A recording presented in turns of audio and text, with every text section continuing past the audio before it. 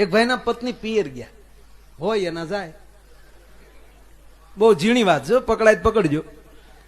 બધાને અત્યારે દાંત કાઢવા ફરજિયાત નથી, બહુ ઝીણો મુદ્દો છે. હોય એના જાય. પિયર ગયા પછી 15 દી થઈ ગયા, પણ એને ફોન ન કર્યો ને તેડવાય ન ગયો.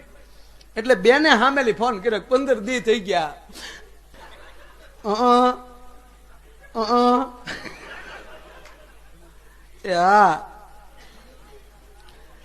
આ 15 દી થયા નથી તમારો ફોન, નથી તમે તેડવા આવ્યા, અને આ 15 દીમાં હું હાવ અડધી થઈ ગઈ.